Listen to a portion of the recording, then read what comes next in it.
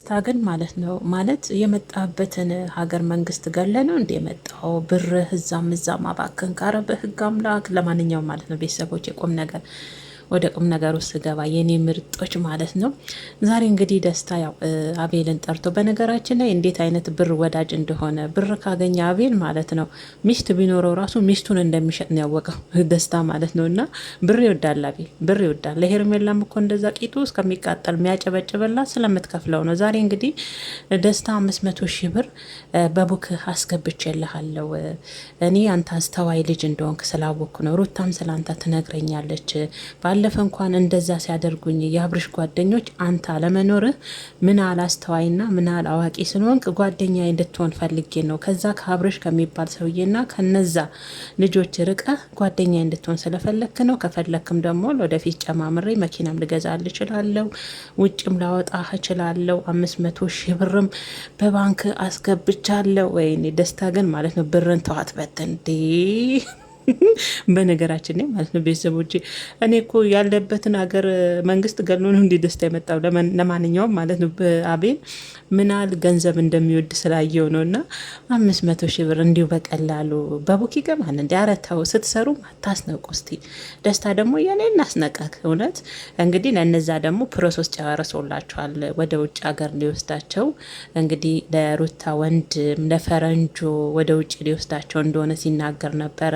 መኪናም ደግሞ የጎዛውላቸው ልጆች አሉ አለ። አይ ደስታ የለም በነገራችን ላይ ማለት ነው ጢባርና ጉራ በደስታ ላይ ያምራል። ከእውነት ያምርባሃል ደስታዬ ማለት ነው። ነሩታዬ ደስታ ልትሰጥ እስከ ከመጣ ድረስ እኛም ከማየት እንደው ጆሮአችን እስከሚደነቁር ከመስማት ወደ ኋላ አንልም። እንግዲህ የአቤል መልስ ደግሞ እኔ ሩታዬን እንደ እህቴ ነው ማያት፣ ከበፊትም አከብራታለሁ እወዳታለሁ። አብርሽን ደግሞ ሩታን መጠየቅ ትችላለህ፣ የልጅነት ጓደኛዬ ነው። አብርሽ በገንዘብ ገዝቶኝ አይደለም፣ እኔ ገንዘብ አላጣውም። በገንዘብ የምገዛ የነ ፈረንጆና የሩታ ወንድሞች አይደለውም በማለት ነበረ በነገራችን ላይ አቤል ለደስታ ሲመልስነት የነበረው ማለት ነው። በነገራችን ላይ አቤል በጣም ነው ገንዘብ የሚወደው። የእውነቴን ነው። ያቺ ቂጥቂጧ ስርያ ሄደ ለሄርሜላ የሚያጨበጭበው ወዶ ይመስላችኋል? ስለምትከፍለው ነው። ሩታ እኮ ተናግራለች። እኔ በከኔ ቤሳ ቢስቲ አልሰጣችሁም፣ እንድታጨበጭቡ እንድታለቀንቁንኝ እኔ ገንዘብ ከፍያችሁ አጨብጫቢ እንድትሆኑ አልፈልግም ብላችኋለች። እና ገንዘብ ይወዳሉ በነገራችን ላይ ከአብርሽ ጭምር ገንዘብ ወዳጆች ናቸው። የእውነቴን ነው የምላችሁ። እና እንግዲህ ያው አቤል ገንዘብ ምናል እንደምትወድ ስላወቀ ነው በነገራችን ላይ ማለት ነው።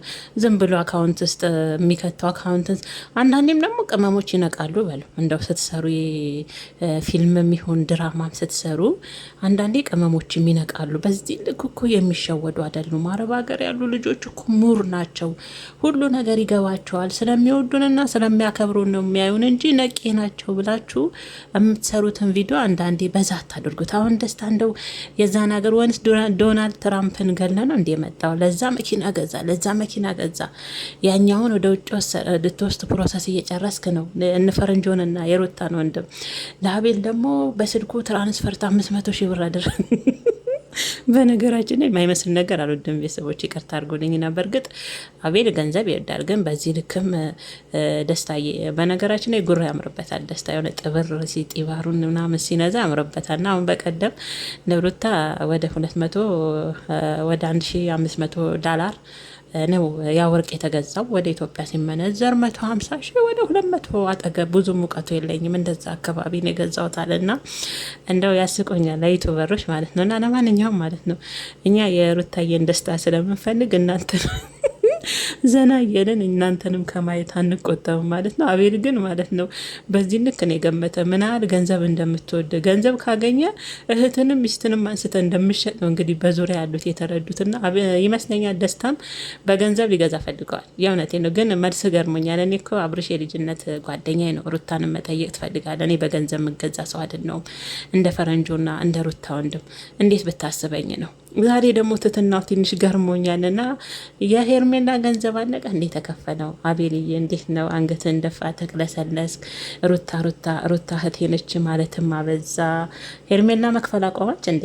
መቼም አንተ ብሩክ ሆናችሁ ለሄርሜላ በዘንክ የምታጨበጭቡት የሆነ ነገር ስለምንቅ በነገራችን ላይ ቤተሰቦች የኛ ሀገር ሰው እኮ ያለ ጥቅም አይንቀሳቀስም። ታውቃላችሁ? ጥቅም ከሰጣችሁት የፈለገውን ነገር ያደርጋልና እና አቤል እነ ብሩካውን በሄርሜላ ጥቅም የታሰሩ ናቸው፣ ግልጽ ማለት ነው።